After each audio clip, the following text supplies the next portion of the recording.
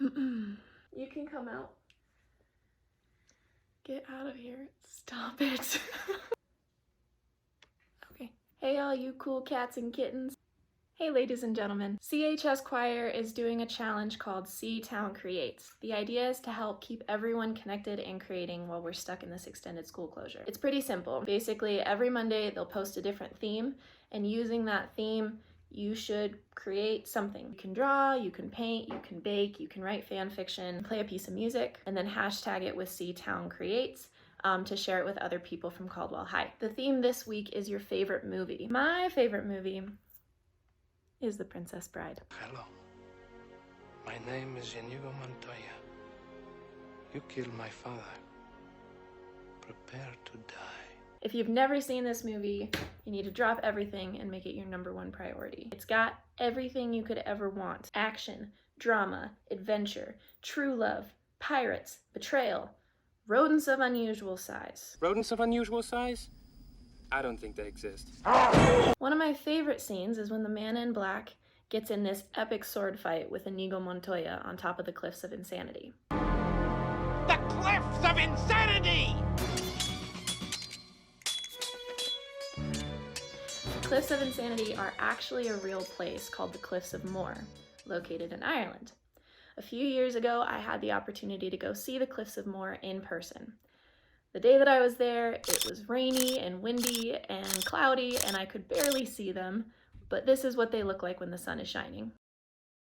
Do you notice that the cliffs that are furthest away from where this picture is being taken are lighter than the cliffs that are up front? This is something known as atmospheric perspective. Science time. There's all sorts of stuff in our air all the time. Mostly dust, humidity, air pollution. Inconceivable. The further away something is, the more all these particles get in the air, black out color. No, wait. The further away something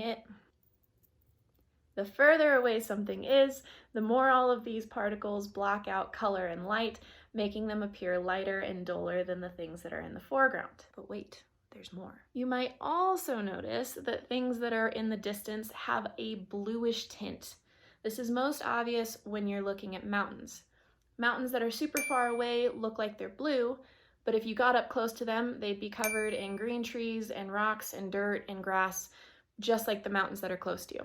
This is because particles in our air also reflect the color of the sky, which is usually blue. Today I'm going to show you a super simple exercise to practice creating atmospheric perspective. First, choose a landscape image to work from, preferably one from your favorite movie so that you can participate in C-Town Creates. Don't worry about your image being too complex to paint. We're gonna simplify it down. For example, take a look at this photo from Arches National Park located in Utah. You might see that and go, nope, no way, too hard, can't paint that. However, take a look at this postcard made from the same image. They broke that landscape down into super simple shapes. That seems a lot more doable, right? And check out that atmospheric perspective.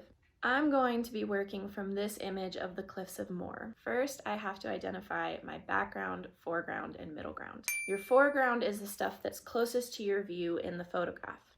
The background is the stuff that's farthest away, and the middle ground is whatever is in the middle. Sketch out the landscape on a piece of paper. If you'd like to use pencil first to erase your mistakes, that's just fine. You can leave it in pencil or go over the lines with pen, Sharpie, or a micron pen, as I've done here. Now, if all you have on hand are pencils, you can still create grayscale atmospheric perspective by shading in each level. Layer lots of pencil in the foreground to make it darker, and shade as lightly as possible in the background. If you have colored pencil, you can do the same thing with 3 different shades of the same color. I'm going to fill in my drawing with watercolor. Normally, to create a lighter color of paint, also known as a tint, you would add white to your color. However, with watercolor, simply add more water to dilute your pigment. I'll start with my foreground. There's lots of different ways to paint with watercolor, but I'm using wet on dry.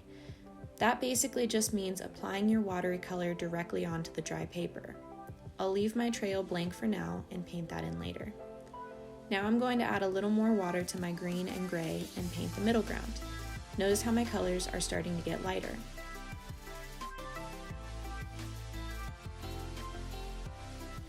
And now even more water to create our lightest color yet for the background. Next, I'll paint in the sky and the trail. Remember, to make brown, you just combine the 3 primary colors, red, yellow, and blue.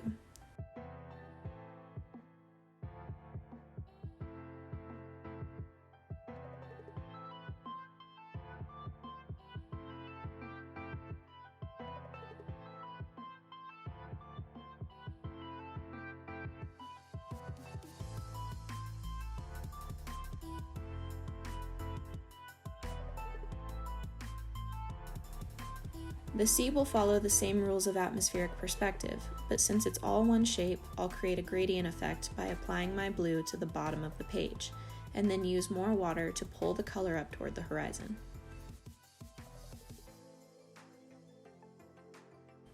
And that's it.